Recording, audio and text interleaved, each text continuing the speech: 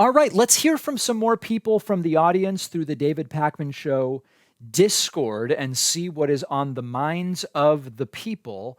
Let's go to Reed from Rhode Island. Reed from Rhode Island, welcome to the show. What's on your mind today?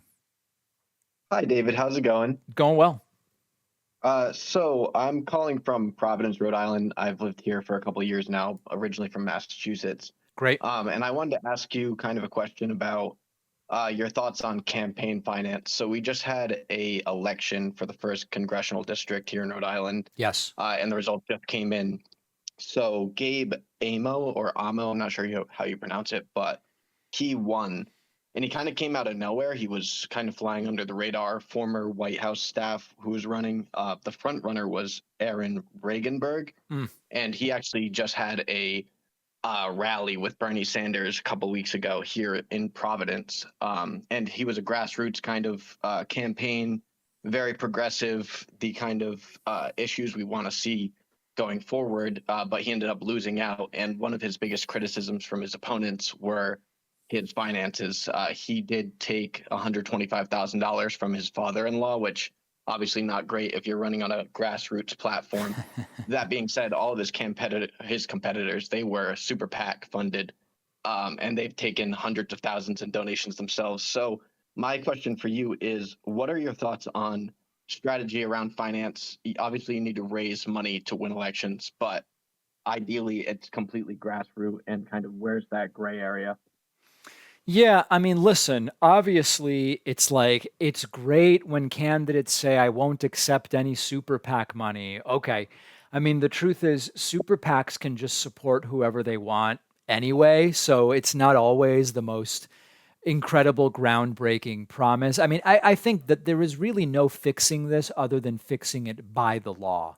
And so we can talk about public financing of elections in conjunction with reducing the duration where you can't just start campaigning earlier and earlier and earlier. Obviously, you can campaign quietly, but if there's no money to raise, then you might not be incentivized to do it. This is a huge, complex area, but my view is we need to go to public financing of elections. We shouldn't have super PACs. We should have a limited duration campaign. The ways in which campaigns communicate with voters should be, I don't want to say restricted, but certainly regulated a little more heavily. And I've said more about this, and maybe I'll do a segment about it. But we need a total rethink on this. And there needs to be some way to limit the disproportionate power of the rich and corporations. It's so easy to say, David, listen, you can donate up to 2,700 per, I don't remember how much it is now. Maybe it's gone up a little bit, 3,000 or 2,700, and that's it. Everybody's restricted in that way. Sure, but if you've got $1 million to throw at a super PAC, you can still do it. So we need a total rethink, and the problem is way bigger than many people even give it credit for. Yeah, I totally agree with you on that front. I've definitely thought we need a systemic change in the way we fund elections. Yeah, I guess one more follow-up question would be sure. for trying to win more progressive victories, especially at the more local levels or, in Congress. In the short term, we obviously have to play with the system that we have. So what do you think is the best strategy for fundraising? Do you think it's best to just go the Bernie Sanders route and say $27 donations and really make that your campaign pitch? Or do you think it's better to kind of play the system and go after those bigger wallets and those bigger super PAC kind of interests in the quest of actually getting elected? Yeah, this is an ongoing, I've 12 years ago at progressive political conferences, there would be panels debating this. And one side would say, we need to lead the right way. And if we are against the super PACs and the fundraising and whatever, we should just not even accept donations over $50 and blah, blah, blah, blah, blah. And then people come in from the other side, and not Republicans, but I mean the other side of the left, and go, why would we unilaterally disarm? Everyone else is going to raise as much money as they can from whoever they're going to raise it. All that will happen is we lose, and then we don't end up in a position of power where we can actually make the change we want to make. I tend to lean on that second thing, which is We need to do whatever we can under the current system to get elected, but we need to be electing people who are really upfront and saying, I'm going to do what I need to do now to get elected, but I'm going to change the system once I am in power. Whether we believe they will do it, whether they actually are able to, these are obviously other questions, but the unilateral disarming is just going to lead to us losing, which doesn't seem like the way to go. I completely agree. Well, thank you very much for taking my question, David. My pleasure. So great to hear from you. Always great to hear from our friends in Rhode Island. Let's see here. Why don't we go next? There are so many people waiting here. How about let's try Sean from Israel.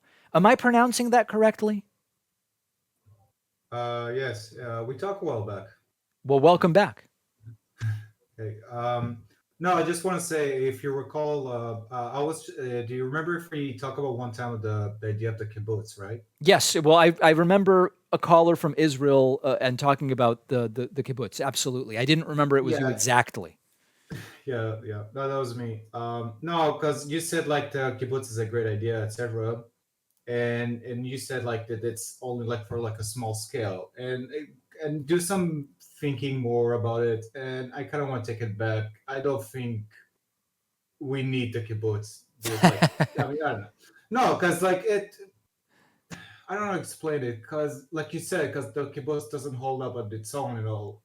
Like explained before, and the way like because first of all the system itself in the US, so like there's no point to start like another program for other like communal etc. So that's here's the thing about the kibbutz. The kibbutz is sort of limited by what's called the Dunbar number, or the sort of like general sociology, psychology dynamics of groups, where once a group gets much bigger than 150, you really have to start delegating more and more tasks.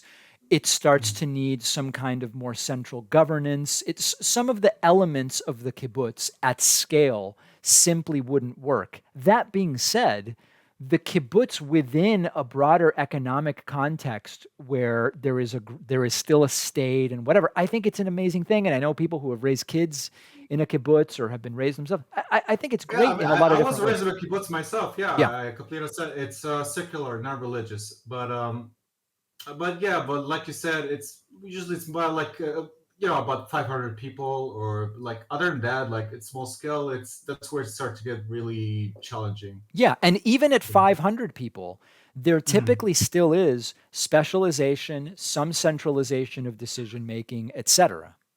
Yeah. All right, Sean. Well, glad that you clarified. I appreciate it. Thank you. All right, there goes. All right, thank you very much. Well, it's not night here yet, but I do appreciate the call, and have a good evening.